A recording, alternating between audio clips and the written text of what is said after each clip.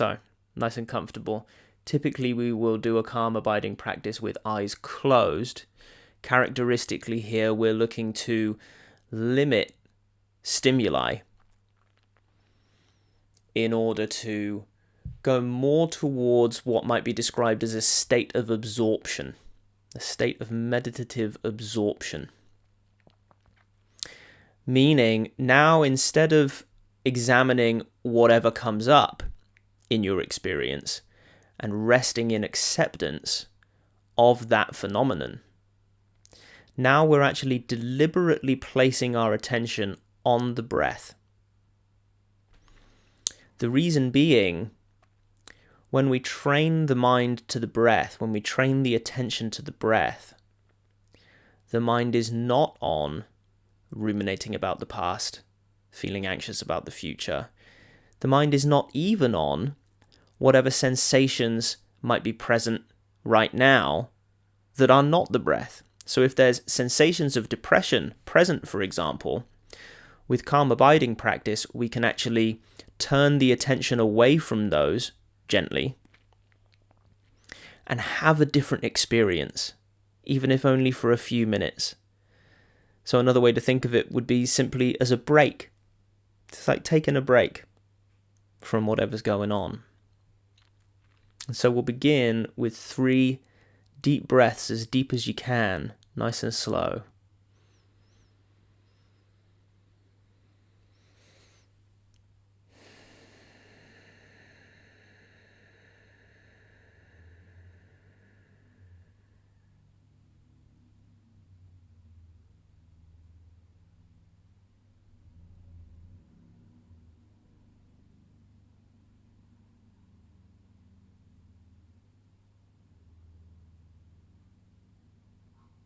As you take these deep breaths, you may become aware of restrictions to the flow of air, tensions in the body that restrict the expansion of the lungs. See if you can let go of those tensions. Allow that breath to flow evenly, smoothly, freely.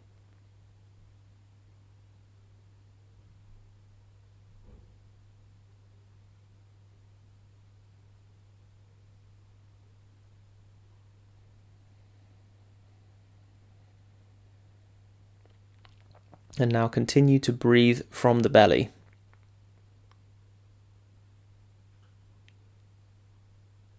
Deliberately breathing long. This is one of the first instructions the Buddha gives in his Anapanasati method. Time-honored, time-tested.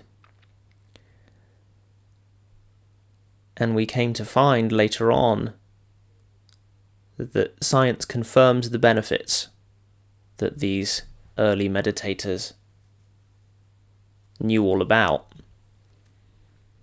It's pretty simple stuff. When we're in a condition of stress, we tend to breathe short and sharp.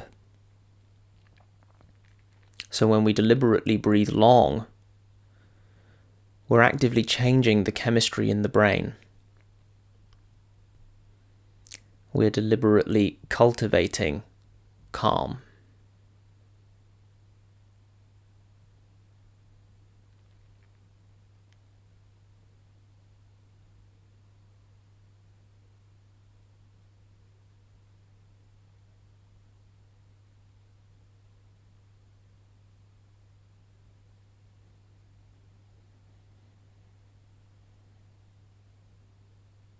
So again, whatever tensions you find, just relax them as best you can.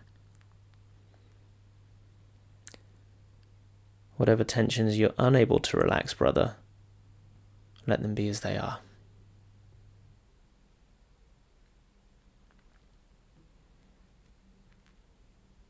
Now, as much as there may be tensions in the body, there may well be tensions in the mind, so to speak.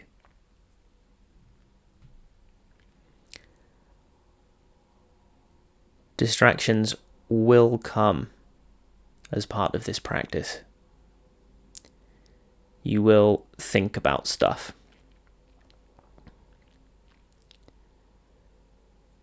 And the whole game of this practice is that when you notice those distractions, you acknowledge that noticing as successful mindfulness practice.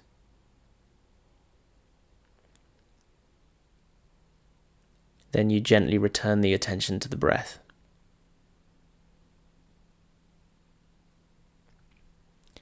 Specifically, whichever sensation of the breath seems most prominent to you, or whichever sensation of the breath is easiest for you to focus on.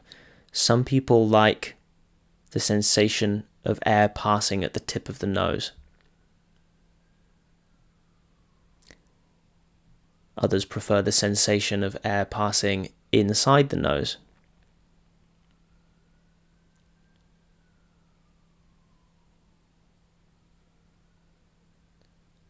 Some prefer the feeling of the abdomen rising and falling.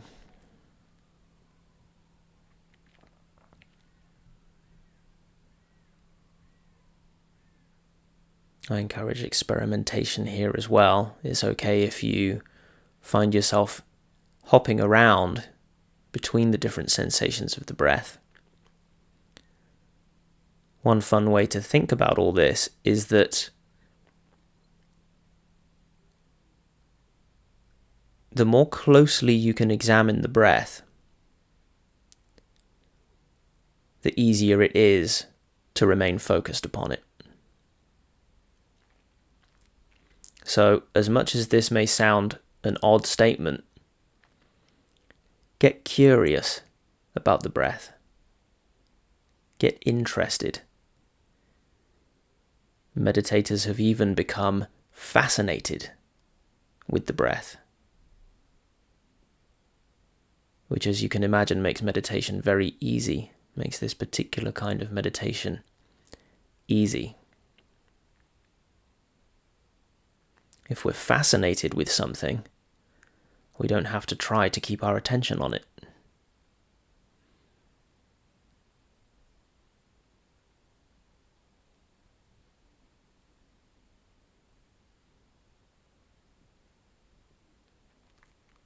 Now, how the hell does one get fascinated with the breath?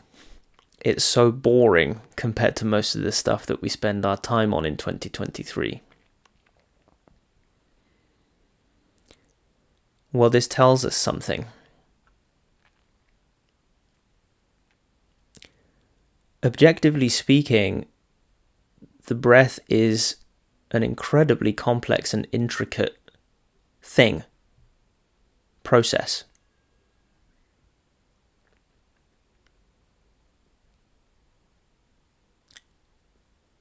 With all our advanced technology, we have yet to approach fabricating anything that's even remotely close to the sophistication of design modeled by the human body. And we don't have to believe that any particular one or any particular thing did the designing. But there is this cardiovascular system, this respiratory system to be more precise, that's really incredible. But due to the variety of distractions available to us each day here in 2023, the breath seems boring. The breath is not gratifying. And in a sense, that's the whole point of this practice. If we can learn to be interested, curious, even fascinated with something that in our direct experience is quite simple and is certainly a lot more monotonous than most of the things that we find ourselves doing these days. If we can even enjoy this process of examining the breath, well, that's going to help us with mood, with focus, with our general state of being, wherever we are, whatever we're doing.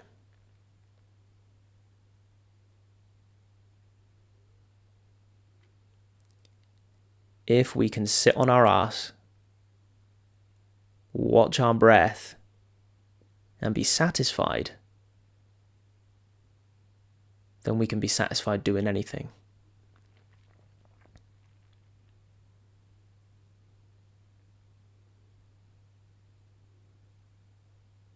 Now again, distractions may come. They may be coming frequently as I speak, that's fine. Each one of those distractions is an opportunity for good practice, to acknowledge the noticing of that distraction as successful practice, and then gently return to the breath.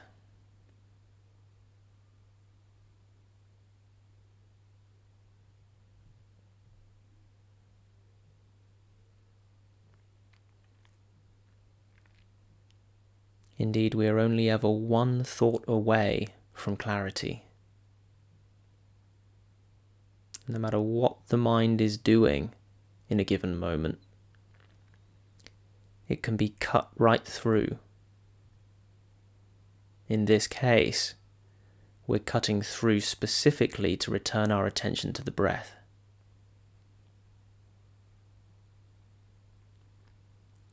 And in that cutting through, it can be helpful to then take some extra deep breaths as a kind of reset. 1 to 3 breaths to really encourage the attention back onto the meditation object.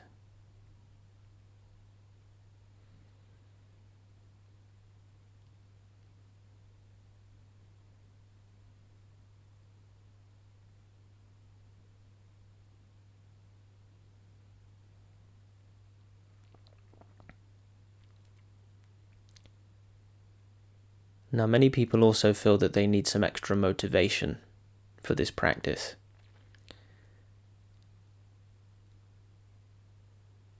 In our culture, with its heavy bias toward doing, how can we feel justified sitting and watching our breath for minutes on end? Shouldn't we be doing something productive, says culture?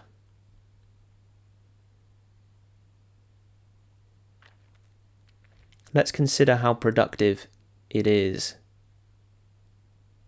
to dissolve one's emotional baggage.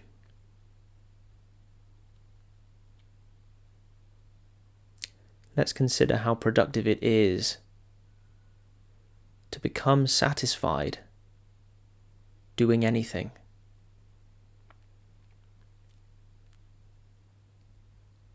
No complaints, no resistances,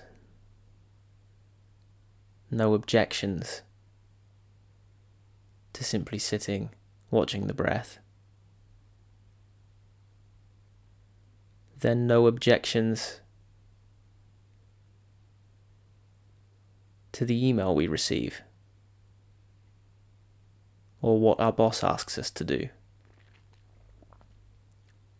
or our chores, or indeed, whatever sensations may be going on within us.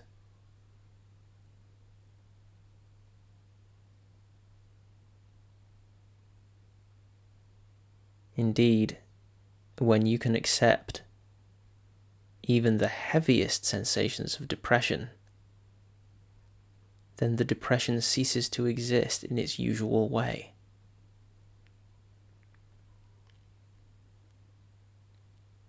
Now it's just sensation, with no story attached to it, no ongoing dialogue, nothing needing to be fixed.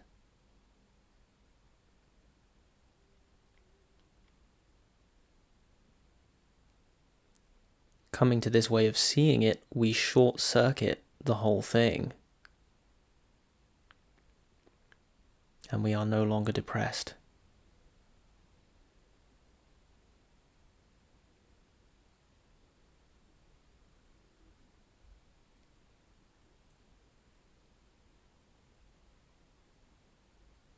But sometimes it seems that there's a great distance between ourselves and that realization.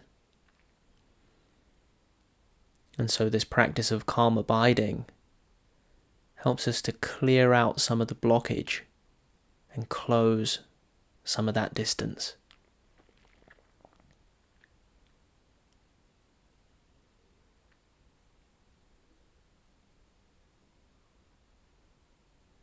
Learning to be satisfied with the breath is learning to be satisfied with everything.